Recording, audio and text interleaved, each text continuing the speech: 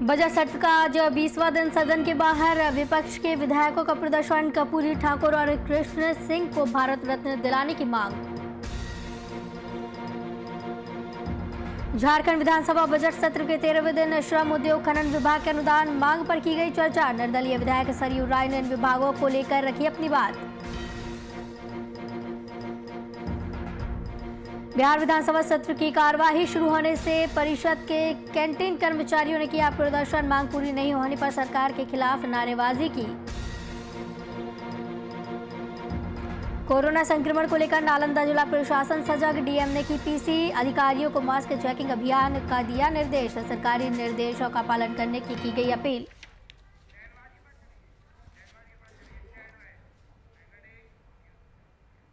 नमस्कार, VIP news में आपका स्वागत है। आपके साथ मैं हूं आस्था श्रीवास्तव। इसी के साथ आपको सीधे लिए चलते हैं पटना, जहां पर बिहार के उद्योग मंत्री शाहनवाज हुसैन प्रेस कॉन्फ्रेंस कर रही हैं।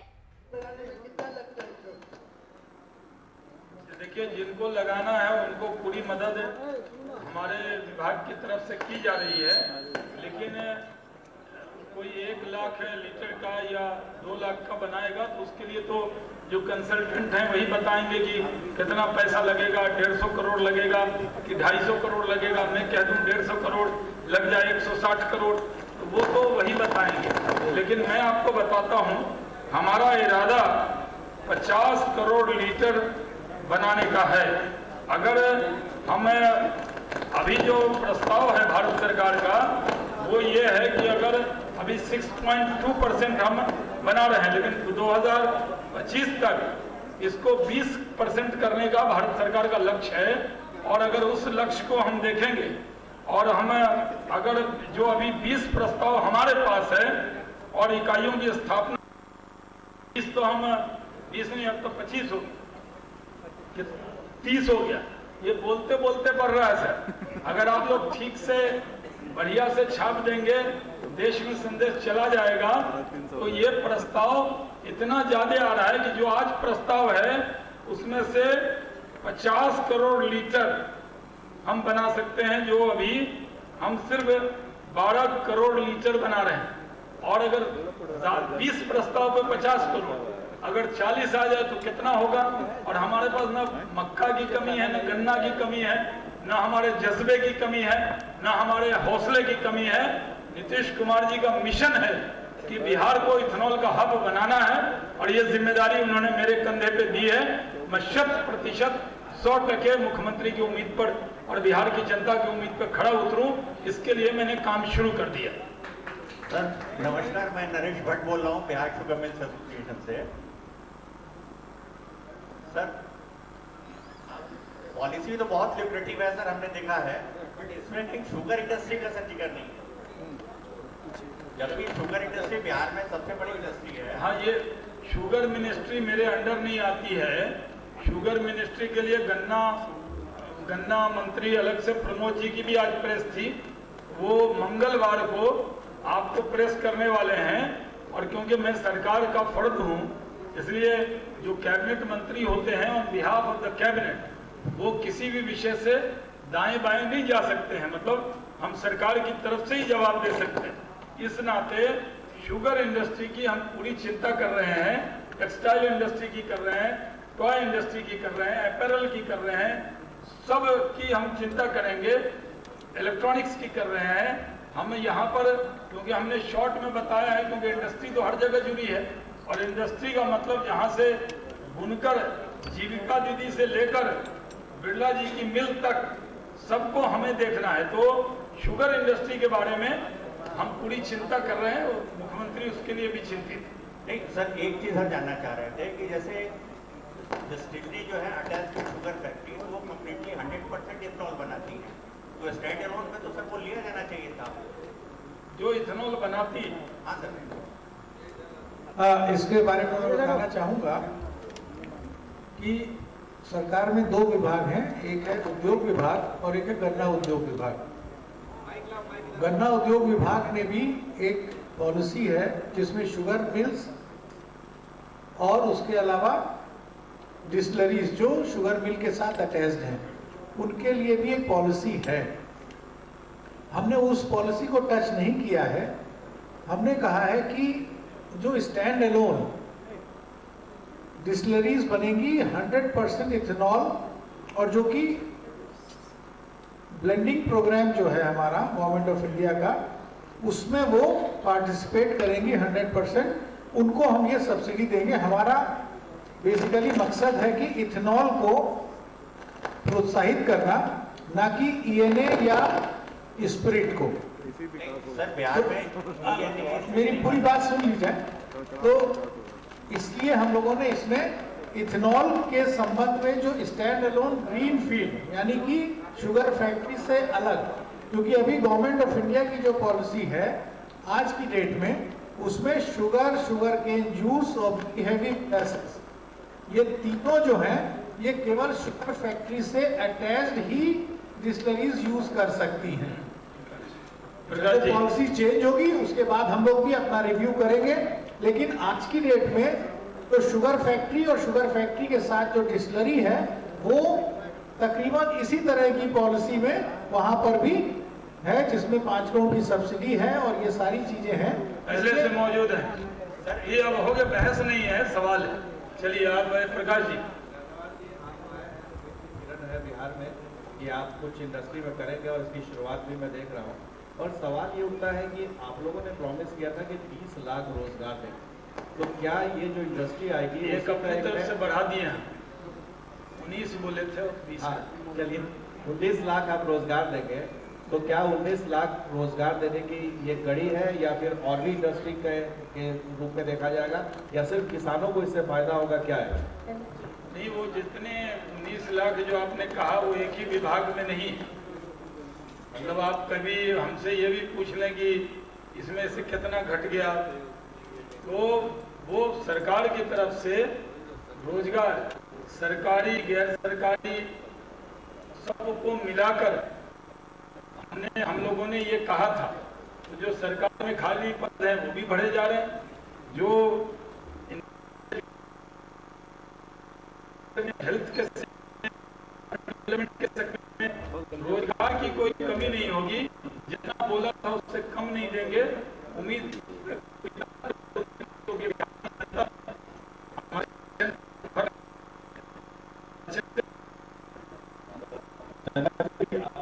जो है इंडस्ट्रियलाइजेशन को लेकर एक अच्छी पहल है और यहाँ तमाम मौजूद हैं। तो क्या इसके पहले भी हमने देखा है कि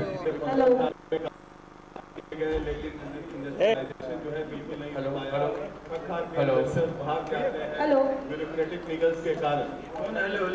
भाई जो सवाल हो रहा है, तो क्या आप आज जितने भी इन्वेस्टर्स आए हैं उनको आश्वासन देंगे कि ये जो है केवल ये पेपर और मौर्या होटल तक सीमित, और इन्वेस्टर्स को बाबुओं का चक्कर न लगाना पड़े, ब्यूरोक्रेटिक लीगल्स का शिकार न होना पड़े, लैंड आप उपलब्ध करा सके? देखा है कि वो बराबर बोलते हैं कि पॉपुलेशन डेंसिटी हाई है, जमीन की उपलब्धता नहीं है। तो क्या ये आप लोग उपलब्ध कराएंगे इन इन्वेस्टर्स को, क्योंकि इन्वेस्टर्स पैसा लगाएंगे, तो क्या ये निराश होकर वापस भाग न जाए, इसके लिए क्या पॉलिसी बना रहे हैं? आपका जो सवाल है कि जब शुरुआत हुई थी तो रोड में, बिजली में, पानी में, इंफ्रास्ट्रक्चर में हमने दूसरे राज्य के तुलना में बहुत ज़्यादा आगे हम बढ़ गए हैं। जल में, जीवन में, हरियाली में, सब में आगे बढ़े। गांव तक पानी पहुंचाने में आगे बने हैं, हर जगह सड़क हमने पहुंचा दिया है। अब ये जो माहौल बना है उद्योग का, इस माहौल में हमने टाइम बाउंड इसीलिए किया, किसी को चक्कर नहीं लगाना। 7 वर्किंग डेज में बिहार पहला राज्य है जो बिना चक्कर के, जिसको चक्कर लगाएगा वो डायरेक्ट मिनिस्टर को फोन कर सकता है या सीधे रिपब्लिक के पास जा सकता है। नहीं, कोई उसको दिक्कत नहीं है। मैंने सुना कि आपके जो प्राइम मिनिस्टर हैं नरेंद्र मोदी जी, जब गुजरात में चीफ मिनिस्टर थे तो इंडस्ट्रीज से डायरेक्ट मिलते थे। आपके मुख्यमंत्री इंडस्ट्रीज से मिलते ही नहीं, तो क्या ये आप फैसिलिटेट कीजिएगा कि इंडस्ट्रीज के साथ, इंडस्ट्रीज के साथ चीफ मिनिस्टर की भी मुलाकात हो और सारी चीजें फैसिलिटेट हो जाए, क्योंकि ये थक हार के फिर भाग ना जाए, क्योंकि जब उनको नुकसान होगा तो भागेंगे ही। देखिए, ये धारणा बनाई है आपने, आपकी ये परसेप्शन है आपका, लेकिन बिहार में कोई एक व्यक्ति को भी रोजगार देने आएगा तो मुख्यमंत्री का उनको मिलने से कहीं इनकार नहीं। उनका मकसद है जैसे कस्टोडियन ऑफ बिहार कि बिहार में उद्योग कैसे बढ़े, रोजगार कैसे बढ़े। और मैं उन्हीं की सरकार का फर्द हूँ। मैं जहाँ भी जाता हूँ, मैंने कहा ना आज मैंने बहुत सी बातें छिपा ली हैं, बहुत सी बातें आपको नहीं बताई, लेकिन मैं अगर बंगाल भी गया हूँ तो वहाँ भी जाकर कहाँ इन्वेस्टमेंट आने वाला था और कहाँ रुका था वो भी बात कर रहा हूँ। अभी मैं दिल्ली जा रहा हूँ तो जैसे एयरपोर्ट पे उतरूंगा वहाँ के रोजियत होटल में 10 उद्योग लगाने वाले बैठे होंगे और मैं उनके साथ चाय पीऊंगा। 2 घंटे दिल्ली में हूँ, मैं अपने घर नहीं जाऊंगा, उनसे मिलकर फिर मैं आगे जाऊंगा। तो उनसे जो उद्योग लगाने वाले लोग हैं उनके दरवाजे, उनके लिए मेरे घर के दरवाजे खुले हैं। अभी मुझे घर नहीं मिला है, लेकिन जो भी घर मिलेगा उस पर दरवाजा जो होगा वो उद्योगपति बिना अपॉइंटमेंट के भी जो इन्वेस्टमेंट करना चाहेगा मेरे यहाँ वो बिना अपॉइंटमेंट के भी आएगा। तो उसका वेलकम हम नीतीश कुमार जी की सरकार की तरफ से करेंगे। मैं कोई इंडिविजुअल नहीं हूँ, मैं अब किसी पार्टी का सिर्फ वर्कर नहीं हूँ, मैं इस सरकार को रिप्रेजेंट कर रहा हूँ। तो मैं रिप्रेजेंट कर रहा हूँ, जो फाइनल उनके और हमारे बीच में उद्योग मंत्रालय में अंडरस्टैंडिंग हो जाएगी तो जो सरकार के मुखिया हैं उनके पास जरूर हम जाके मिलाएंगे। वो कभी किसी को मिलने को इनकार नहीं करते। हाँ, उधर कोई मैडम बोल रहे हैं। मैं यूएनआई की तरफ से आपका स्वागत करता हूँ, बहुत धन्यवाद देता हूँ। इस ऐतिहासिक दिन में आपने जो है ये इथेनॉल प्रोडक्शन पॉलिसी 2021 अनाउंस किया। मैं ये कहना चाह रहा हूँ, इधर देखिएगा शाहनवाज साहब, मैं आप भी को देख रहा हूं। ये मैं कहना चाह रहा हूँ कि फर्स्ट टर्म में नीतीश जी ने काफी प्रयास किया था। हम लोग सभी गवाह हैं यहाँ पर कि बड़े बड़े कॉर्पोरेट हाउस आए थे, काफी प्रयास हुआ था, लेकिन रिजल्ट उतना अपेक्षित नहीं मिल पाया। कारण रहा इंफ्रास्ट्रक्चर की कमी, बिजली की कमी, सड़क की कमी, और ये सब बता करके वो लोग चले गए, नहीं हो पाया। अभी इतने दिन में माहौल बदल गया, इंफ्रास्ट्रक्चर काफी सुधर गया, पावर सिचुएशन काफी इम्प्रूव कर गया और इतने अच्छे माहौल में आपका पदार्पण भी हुआ। तो ये एक सुखद संयोग है। ये लगता है कि इतिहास आपका इंतजार कर रहा है कि आपके समय में यहाँ औद्योगिक क्रांति होगा। मैं ये कहना चाहता हूँ कि ये जो इथेनॉल प्रमोशन पॉलिसी है ये गवर्नमेंट ऑफ इंडिया ने अप्रूव किया और कई स्टेट अपना अपना पॉलिसी बनाएंगे। बिहार पहला स्टेट है जो इस पॉलिसी को बनाया।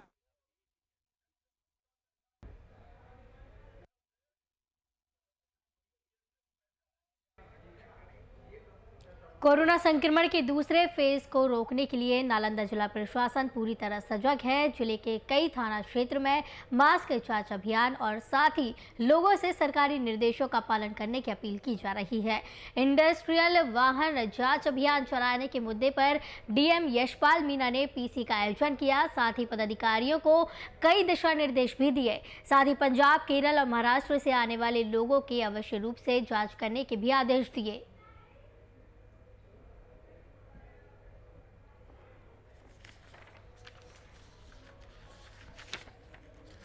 1 तारीख से लेकर 17 तारीख तक, यानी कि पिछले 17 दिनों में, इस महीने के 17 दिनों में जो टोटल हम लोगों ने एंटीजन के माध्यम से, जो रैपिड एंटीजन किट रहता है, उसके माध्यम से जो हम लोगों ने टेस्टिंग किया वो हम लोगों ने किया 7,538 हम लोगों ने टेस्टिंग किया, जो कि पॉजिटिव उनमें से आया मात्र 2। इसी प्रकार आरटीपीसीआर के माध्यम से जो हम लोगों को पटना में टेस्ट सैंपल भेजना रहता है, पिछले 17 दिनों में, यानी कि हम मार्च की बात कर रहे हैं, कुल आंकड़ा मैंने आपको दिया, और मार्च की अगर मैं बात करूं तो पिछले 17 दिनों में पूरे जिला भर में जो आरटीपीसीआर के सैंपल भेजे गए वो भेजे गए 4,847। कितना पॉजिटिव केसेस आया उसके बारे में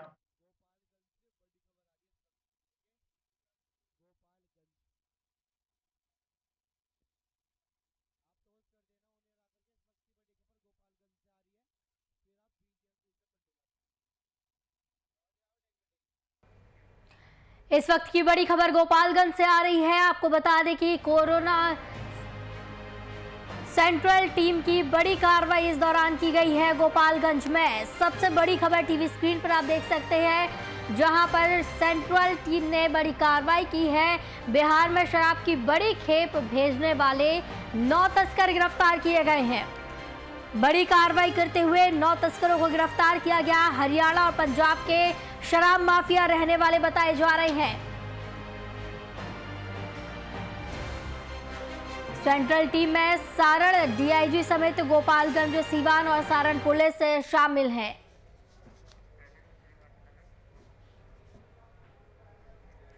इसकी तमाम जानकारी के लिए हमारे साथ शैलन श्रीवास्तव संवाददाता जुड़े हुए हैं। शैलन जी, बड़ी कार्रवाई की गई है, शराब की खेप भेजने वाले 9 तस्कर गिरफ्तार किए गए, क्या कुछ पूरा मामला है?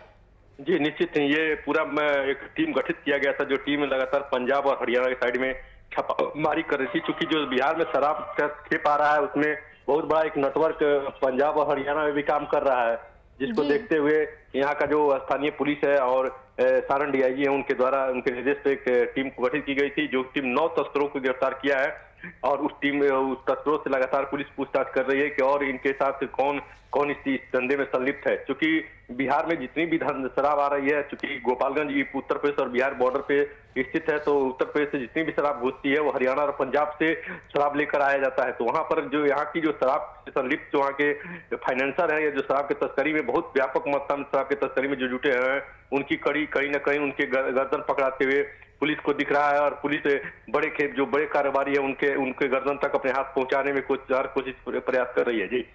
जी, ये जो 9 तस्कर गिरफ्तार किए गए हैं, कहाँ किन किन एरिया में ये एक्टिव रहते हैं? ज्यादातर ये उत्तर प्रदेश से सारण प्रमंडल में सीवान, गोपालगंज, छपरा और मुजफ्फरपुर साइड में ज्यादा ये शराब की तस्करी, बेतिया, ये जो उत्तर प्रदेश से और नेपाल से सटा हुआ बॉर्डर है, इस जिला में ज्यादा इन की तस्करी का खुलासा हुआ है। हालांकि इस पे जिला प्रशासन द्वारा प्रेस कॉन्फ्रेंस भी करने की बात सामने आ रही है, लेकिन अभी तक कोई भी अधिकारी कोई बात को सामने नहीं लाया है।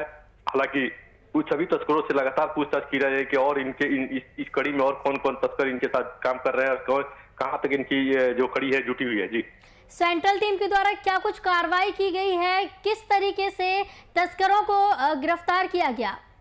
हरियाणा और पंजाब लेकर टीम को भेजा गया था, जो टीम वहां पे जाके लगातार टेक्निकल सेल के मदद से मोबाइल ट्रैकिंग, मोबाइल नेटवर्किंग के मामला से जो पहले जो शराब के तस्करी में जो शराब पकड़ाए हैं, जो मोबाइल पकड़ाए हैं, उसमें कुछ नंबरें ऐसी मिली थी जिसपे लगातार पंजाब और हरियाणा का था, जिससे लगातार बात हुआ है और बाद में शराब की तस्करी की बात की गई थी। इसमें टेक्निकल सेल की मदद लेते हुए और इतनी बड़ी कार्रवाई की गई है। जो टीम गई थी वो 9 तस्करों को टोटल पकड़ के लाई है और उनसे लगातार पूछताछ की जा रही है। जी, बहुत बहुत धन्यवाद शैलन श्रीवास्तव, हमारे साथ संवाददाता जुड़े हुए इस खबर की तमाम जानकारी के लिए। बड़ी खबर इस वक्त की आपको बता रहे थे, जहां पर सेंट्रल टीम ने बड़ी कार्रवाई करते हुए बिहार में शराब की बड़ी खेप भेजने वाले 9 तस्करों को गिरफ्तार किया है।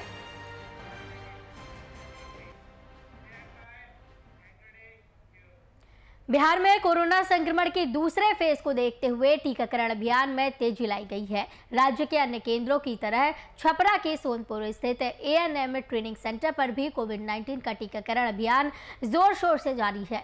बुजुर्गों के लिए जारी इस अभियान में कोरोना वैक्सीनेशन के नोडल अधिकारी डॉक्टर अभिषेक कुमार के नेतृत्व में जारी ड्राइव में अब तक कुल 80 लोगों को कोविड की वैक्सीन दी जा चुकी है।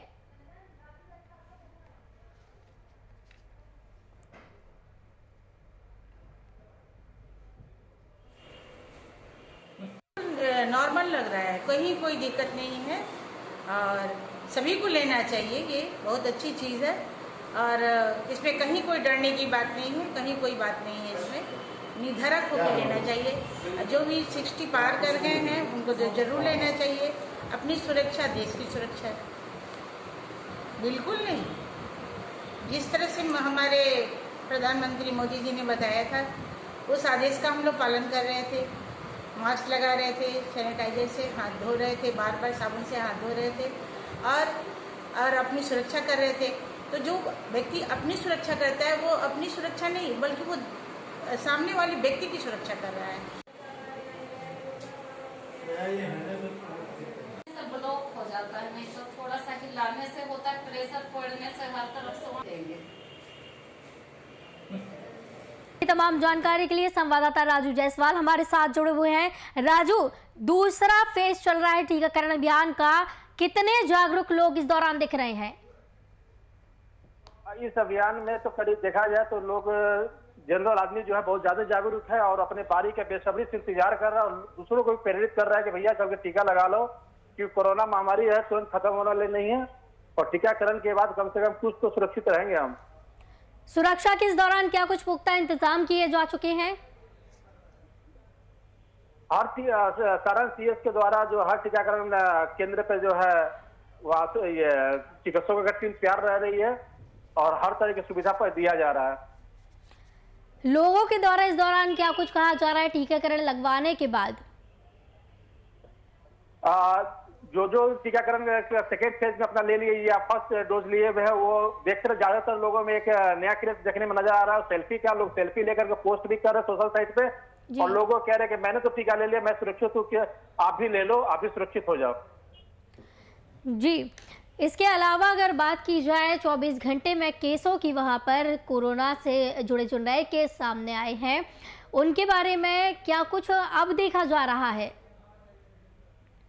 सरकार की गाइडलाइन के बाद यहाँ के प्रशासन ने भी चेत गई है और लगातार जो मास्क चेकिंग सोशल डिस्टेंस का अभियान चला भी रही है और साथ ही साथ नॉनिक सीएस के द्वारा भी जो है इस कोविड को लेकर के जागरूकता फैलाई जा रही है। अभी केसों की संख्या देखा जाए तो छपरा में अभी तादाद बहुत कम है, ये तादाद बढ़ सकती है जब बाहर से कुछ लोग आने शुरू हो जाए तो हो सकता है इसमें तादाद बढ़ जाए, मगर अभी तादाद बहुत कम है। जी, बहुत बहुत धन्यवाद राजू जायसवाल हमारे साथ जुड़ी हुई खबर की तमाम जानकारी के लिए। आपको बता दें कि दूसरा फेज टीकाकरण का चल रहा है। इस दौरान भारी संख्या में लोग पहुंच रहे हैं टीकाकरण करवाने के लिए और काफ़ी खुशी इस दौरान लोगों में देखी जा रही है। नोडल अधिकारी डॉक्टर अभिषेक कुमार के नेतृत्व में ड्राइव जारी है। अभी तक कुल 80 लोग पहुंचे हैं वहां पर कोविड वैक्सीन जिन्होंने ली है।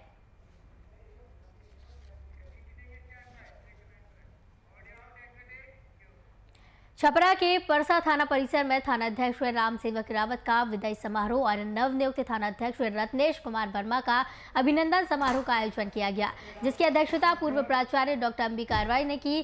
कार्यक्रम को संबोधित करते हुए राम सेवक रावत ने कहा कि पुलिस जनता के सहयोग से ही उत्कृष्ट कार्य करते हैं।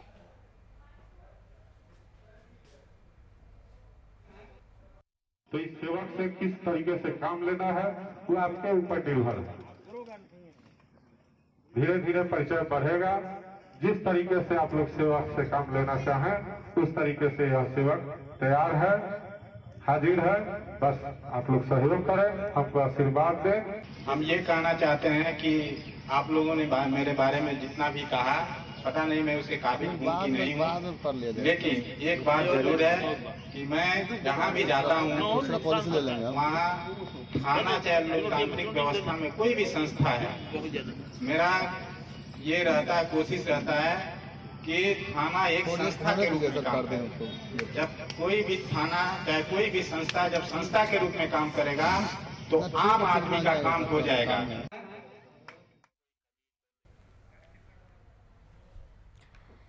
अभिनंदन समारोह का आयोजन किया गया है। छपरा के परसा थाना परिसर में थानाध्यक्ष राम सेवक रावत का विदाई समारोह था। नवनियुक्त थानाध्यक्ष रत्नेश कुमार वर्मा का अभिनंदन समारोह का भी आयोजन किया गया। अध्यक्षता इसकी पूर्व प्राचार्य डॉक्टर अंबिका राय ने की। कार्यक्रम को संबोधित राम सेवक रावत ने करते हुए कहा है कि पुलिस जनता के सहयोग से ही उत्कृष्ट कार्य करती है। साथ में उन्होंने कहा है कि वो जहां भी जाएंगे वहां पर उत्कृष्ट कार्य करते रहेंगे।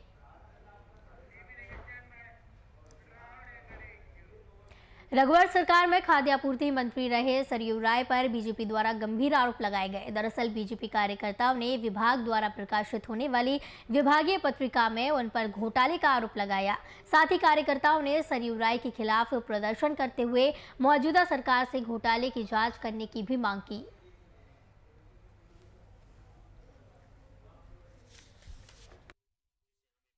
आहार पत्रिका और युगांतर पत्रिका भारती के द्वारा जो छपती थी, दोनों के एक ही संपादक थे। सबसे बड़ी बात है कि जमशेदपुर में कई प्रिंटर्स हैं, नेशनल प्रिंटर से लेकर के कई प्रिंटर्स यहाँ पर बस कंपनी है।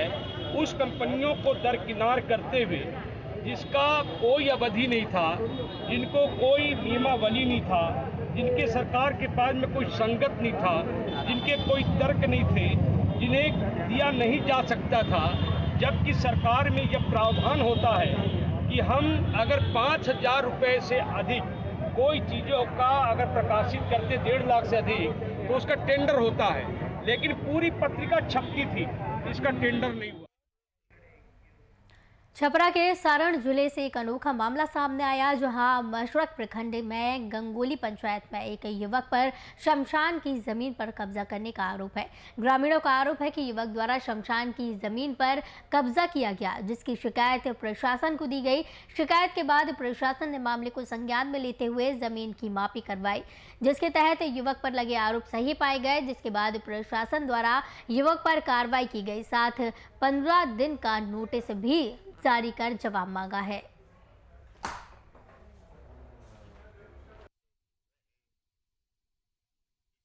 2 बीघा 17 कट्ठा 17 धुर किस्म गैरमजरूआ मालिक का नापी कराने गए थे, जो कि काफ़ी विवाद में बहुत पहले से पड़ा हुआ है, जिसमें एक महिला जिनका नाम है बिंदु देवी, पति का नाम है जो देव कुमार सिंह, जो कि गंगौली के ही रहने वाले लोग हैं। वो लोग वहाँ घर बना लिए हैं, यहाँ की पहले से ही आज से वर्षों पहले से शमशान घाट के रूप में उपयोग किया जाता है और वहाँ ये मरे हुए लोगों का लाश जलाया जाता है, लेकिन उन लोगों के विरोध के चलते वहाँ काफ़ी टेंस बना हुआ था, जिसका कि आज हम नापी कराए हैं। अतिक्रमित भूमि जो है 4 कट्ठा 4। VIP न्यूज़ के बुलेटिन में फिलहाल इतना ही। तमाम खबरों के लिए बने रहिए।